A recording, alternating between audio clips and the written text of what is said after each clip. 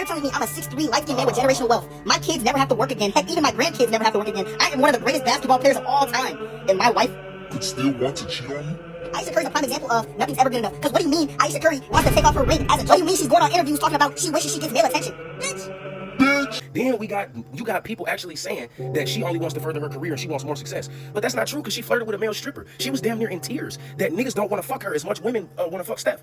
She damn near cried. Women throw themselves at Steph, but niggas don't be wanting to fuck me, and that bothers me. That's okay?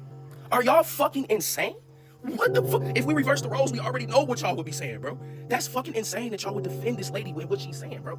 Alright, so boom, this gonna be a little filler video like I used to do in my old videos. This is some shit I don't really care about. I'm gonna keep it being. I don't hoop. I don't care about Ayesha Curry's shitty takes and trauma dumping. I really don't give a fuck. But this is interesting as fuck and kind of OD. It really just shows how crazy relationships and marriage is in the big 2025, you feel me? Especially in the black community, bro. This shit is overly cooked. So yeah, Ayesha Curry, the wife of Stephen Curry, went on a podcast the other day. I'm not gonna lie, I watched a little bit of it. This shit just seems like a hit piece on this nigga, bro. Like, OD. And the part of the podcast that everyone's really talking about and really focusing on is a part when she basically says that she didn't want kids, didn't want to marry this nigga, and never want to be married or have kids in the first place. I didn't want kids. I didn't want to get married. I thought I was going to be career girl, and that's it. And I had my eyes set on my goals. And I was never the little girl that like dreamt about the wedding dress and all of that. And then it happened so early in my life. Let's just start there, bro. That shit is insane. Could you imagine your mom? Mind you, they have like 4 kids, you feel me? Could you imagine you see your mom trending and she's basically saying that she didn't want you niggas or your pops, bro? That's wild. And the saying I feel like a lot of niggas don't know anymore, you feel me, that niggas need to start knowing, is really 2 of them. The first one is, it's not about what you say, it's about how you say it, bro. Because it would be cool if she just kept it being, was like, yeah, when I was younger, bro, I didn't think I was gonna get married or have kids. I want to be a career girly, you feel me? But then I had kids. Shit's fire. Like, I don't regret it because I love my kids. That would be great. Cool. The way she said it was OD, bro. Like if my mom said that shit, bro, if I heard my mom say that shit, bro, I would be heartbroken, you feel me? And the second thing niggas gotta learn is that we don't have to share everything, bro. And I get it, she is like a personality or like an influencer, so at least she's getting bread off this. But for you normal niggas, do not take notes from this shit, bro, because niggas already doing that, especially on the gram, bro. You know how many dumb ass notes I see a day, bro, where it's like, why did you even say that? And that's a big problem with this generation, and really the last generation too, because they be on the gram too,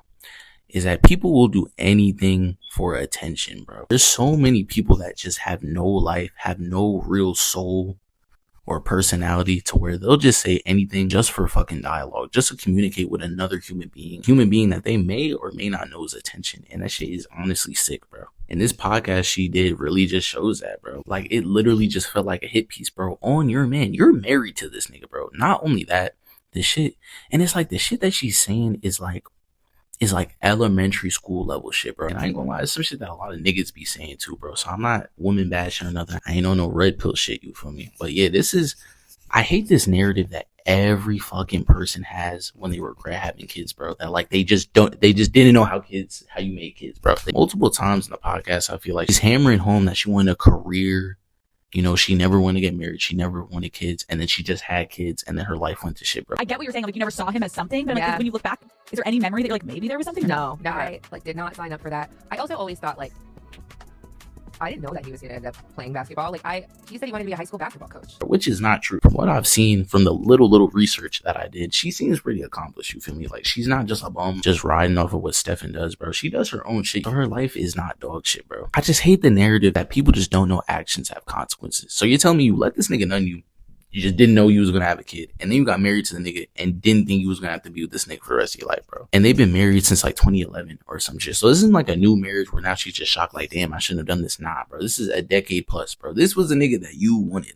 Like people just gotta start taking accountability, bro. It's as simple as it takes 2 to tango, bro. You can't have no kid by yourself. You can't get married by yourself. You can't make decisions without having the conscious thought to do these things, bro. What I don't understand about that, and you know, a lot of people are like, no, like I get it, that makes sense, bro. Stephen Curry is a millionaire, like by like a lot. Like, he's not barely, he has many millions. Nobody forced you to stay in the house with the children. You get what I'm saying? Like, bro, you make millions. You could hire the best nanny in the world and still try to achieve whatever it is that you want to achieve. I feel like, I'm not gonna lie, and this isn't every situation for sure, but I feel like there are a lot of people in situations like that where they use like, oh, my family, like as an excuse as to why they didn't actually like go for those like dreams. Because my thing is, I'm like, if it was like whatever she wanted to do, like she wanted to be like a singer or whatever, you could really just have gotten a nanny immediately after childbirth and then got into the studio, started recording. Like I said before, bro, who needed to hear this, bro? You're married to this nigga, bro. And I'm not saying that she's wrong for having these feelings, so you can't tell somebody how they feel, you feel me? And we don't know what's going on in their relationship. Stephen might be cheating every day for all we know. So yeah, it's like, she's not completely wrong for feeling this way, but it's just like, bro, did you really have to say it like this, gang? You have 4 kids with the nigga, bro. 4. So it's not like you had one, realized you wasn't jacking it, and then you maybe had one more, now you just have 2 kids. No, you have 4 kids. You popped out 4 kids with the same nigga, bro. And now you acting like you don't want the nigga. And even on like past shows and shit, she just be embarrassing this nigga, I'm not gonna lie. Always just hammering home that like bitches wanna fuck Stephen Curry. Obviously, he's Stephen fucking Curry.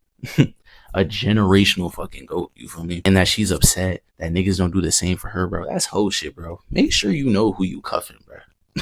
In the 21st century, gang, it's very easy to a kid, bro. I ain't gonna lie. Like, I ain't gonna lie. I done murked a couple of MUTT juniors, bro. There's like 4 or 5 of these niggas. I ain't gonna lie. That could have been scientists by now. I don't fucking know. But anyways, this video ain't about me. But yeah, bro, this shit is just stupid. When are men and women just gonna take accountability for doing stupid shit, or just understanding that their words have power? You feel me? This is like this shit was just whack as hell. Like, I'm gonna just keep it being as whack, bro. But yeah, tell me what y'all think in the comments, bro. Y'all jacking it, not jacking it? You think she wrong? You think she right? You feel me? I think she just OD. I won't even say right or wrong, just OD, bro. Like, just ass. But yeah, like, comment, sub, definitely sub, bro. We almost at 300 subs, you feel me? Almost at 300. Let's do this shit. But yeah, I'm out this bitch.